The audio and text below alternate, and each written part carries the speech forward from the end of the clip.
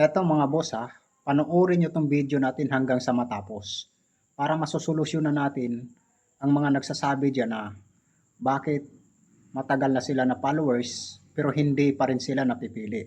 Ganito yan mga boss. Kailangan po bawat video or picture na ating ipopost, kailangan po mag-share tayo. Para pag nakita ko yung comment mo dyan sa baba, sabay pinuntahan ko yung profile mo, pag check ko kung may share ka, wala na po akong reason para hindi ka mapili.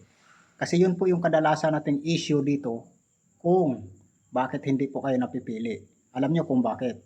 Hindi nyo pa man tapos panoorin ang video, nagre-react na kayo at nagko-comment dyan. Tapos hindi pa kayo nagsishare. Ngayon nakikita ko yung comment nyo dyan after 5 minutes. No? Nakikita ko yung comment nyo dyan after 5 minutes, nagre-reply ako at pinuntahan kita sa profile mo. Pagdating ko dun sa profile mo, wala kang share. Paano po kita pipiliin ngayon dyan?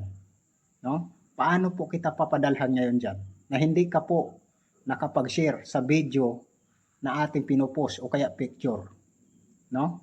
Yun po ang dahilan kung bakit hindi po kayo napipili at hindi po kayo nabibigyan. Kahit nasabihin natin na matagal na po kayo na nakapag-follow sa akin at matagal na po kayo nagko-comment dyan. Kailangan mga boss, hindi po tayo pala absent dito sa akin.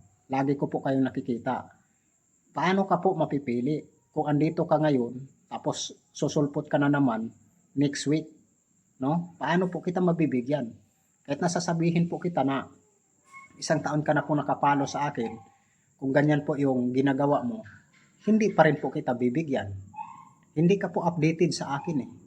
At sa mga nagtatanong naman po dyan at nagsasabi na mga followers ko lang ang binibigyan ko, syempre, ganun po talaga. Alang-alang naman po, bibigyan kita na hindi ka po followers.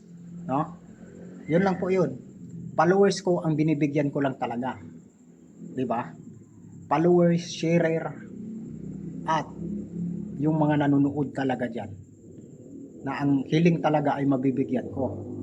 Pero isa lang po yung sasabihin ko. Yun na nga po yung sinasabi ko na kailangan pagka-video po natin dumaan sa wall mo, automatic po natin isi-share yan. Dahil namimili po tayo dyan ng ating papadalhan. Ngayon, kapag na-check ko yung comment mo, sabay, chine-check ko rin yung profile mo at wala ka pong sharing dyan. Hindi ka nakapag-share sa video na yan at ikaw sana yung napili ko sa comment section. Paano kita mabibigyan?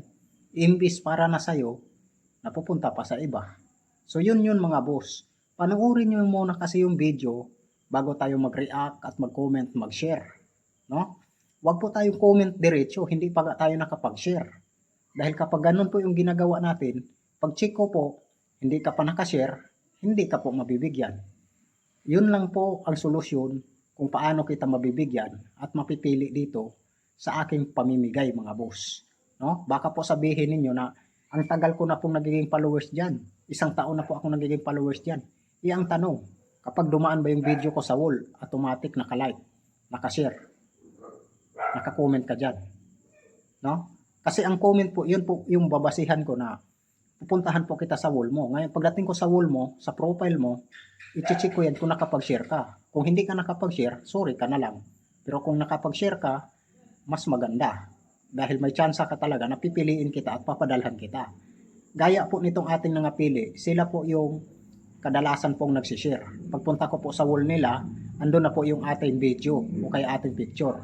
Kaya naman, napipili ko sila at napiliin ko po ng aking papadalhan po. So yun lang po, sana naintindihan nyo mga boss. Magandang gabi po at God bless po sa ating lahat.